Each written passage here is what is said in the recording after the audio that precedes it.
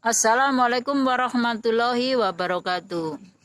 Mata pelajaran Seni Budaya kelas 7 semester genap. Tema penerapan ragam hias pada bahan tekstil. Ragam hias disebut juga ornamen.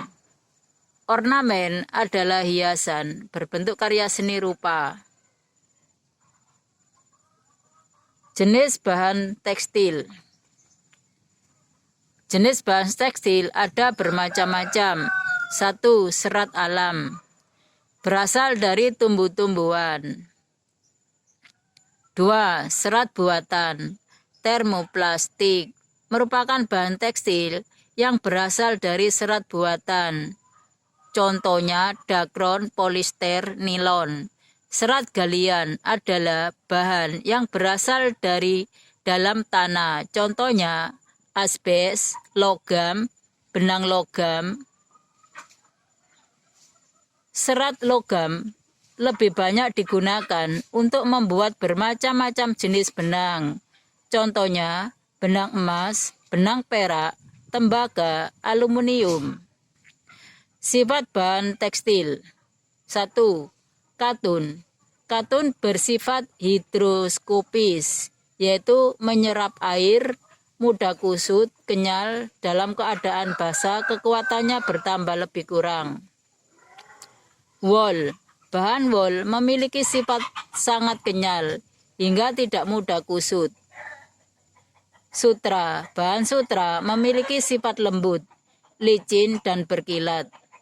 Dakron, polister, dan nilon bersifat cepat kering, tidak kusut, jadi tidak perlu disetrika.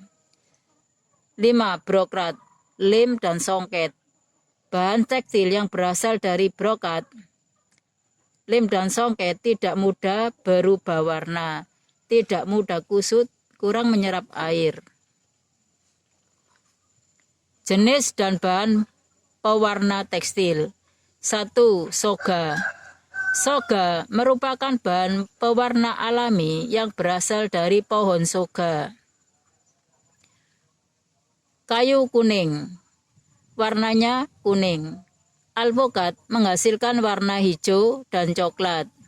Jati menghasilkan warna merah. Mengkudu menghasilkan warna coklat. Kusumba menghasilkan warna urin. Teknik menggambar ragam hias pada bahan tekstil. Adapun bermacam-macam teknis, antara lain menyulam. Menyulam adalah membuat sulaman, bertujuan untuk dekoratif. Membatik merupakan cara membuat atau menggambar motif pada kain. Sablon merupakan sebuah teknik menggambar di atas bahan dengan menggunakan cetakan. Tenun yaitu membuat pola gambar dari helaian benang dengan bahan lungsi dan sulaman. Bordir adalah hiasan yang dibuat di atas kain atau bahan-bahan lain dengan jarum jahit. Teknik songket adalah teknik tenun menggunakan benang emas atau benang perak. Contoh penerapan ragam hias pada produk kaos oblong dengan teknik menggambar. Langkah-langkahnya: 1. Siapkan gambar rancangan. 2. Siapkan kaos oblong. 3. Pindahkan gambar rancangan. 4. Selesaikan gambar rancangan dengan menerapkan warna-warna yang menarik dengan alat kuas. 5. Keringkan di bawah terik matahari. Menggambar dengan bahan tekstil meliputi beberapa tahapan berikut. Buatlah sketsa. 2. Gunakan kayu triplek atau karton tebal sebagai alas. 3. Berilah warna pada ragam hias. 4. Keringkan hasil gambar dengan alat pengering. Penerapan ragam hias pada bahan kayu. 1. Ragam hias Blora. Ragam hias flora merupakan ragam hias yang menggunakan bentuk flora atau tumbuh-tumbuhan. 2. Ragam hias fauna yaitu ragam hias yang berasal dari bentuk-bentuk hewan. 3. Ragam hias geometris yaitu ragam hias yang berupa bentuk-bentuk garis. 4. Ragam hias figuratif yaitu ragam hias yang bentuk objeknya berupa manusia atau figur.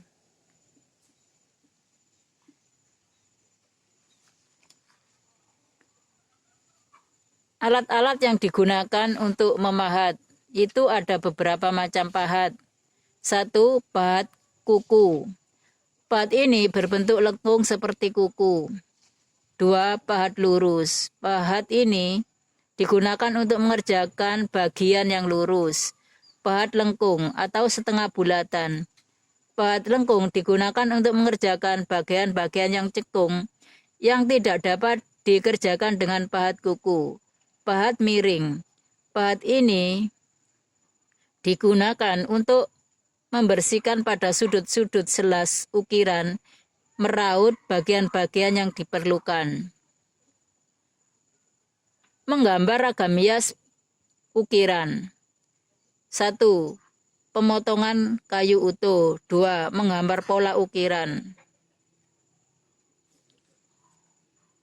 3. Alat untuk mengukir kayu. 1. Peralatan pokok untuk mengukir. 1. Pahat ukir. 2. Pahat asa. Pahat asa ini ada 2 macam, batu asa kasar, batu asa halus. 3. Pensil. 4. Martil kayu. 5. Meteran. 6. Kain. 7. Sikat ijuk. Peralatan tambahan bisa berupa gergaji, ketam, penyiku, bor, martil besi.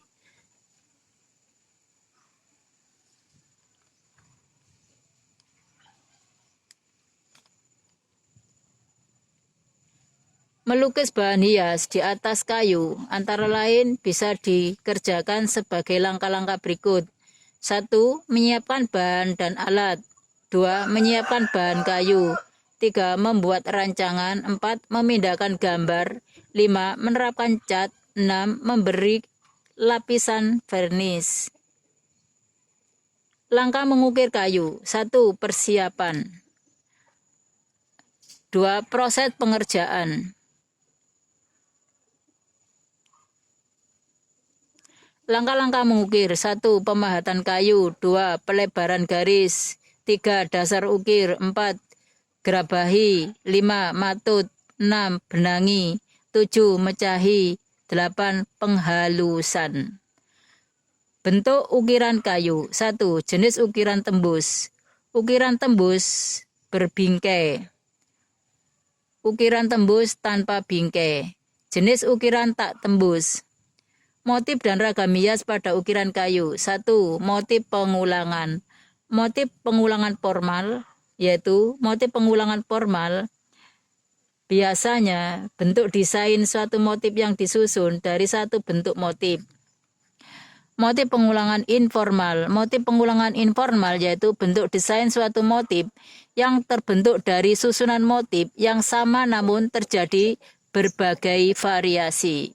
Motif pengulangan garis. Motif pengulangan garis yaitu bentuk pengulangan desain suatu motif yang terbentuk dari garis-garis. Motif pengulangan isen. Motif pengulangan isen yaitu bentuk pengulangan desain suatu bentuk motif yang sama dan berfungsi untuk menutup bidang. Motif berlawanan. Motif berlawanan terjadi karena pola dasar dari corak hiasan yang sama atau lebih dibuat dengan arah berlawanan. Motif radiasi. Motif ini terjadi karena pola dasar dari corak ragam hias dibuat secara menyebar sehingga dapat memenuhi bidang hiasan.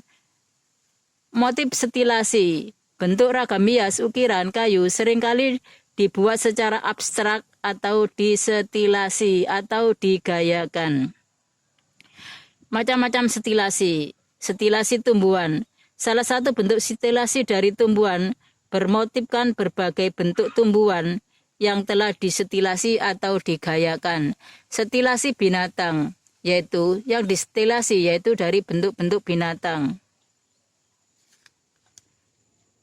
Demikian ini materi kelas 7 Seni Budaya semester genap. Semoga menjadi pelajaran yang bermanfaat. Akhirul kata, wabillahi taufik wal hidayah, ridho wal inayah. Wassalamualaikum warahmatullahi wabarakatuh.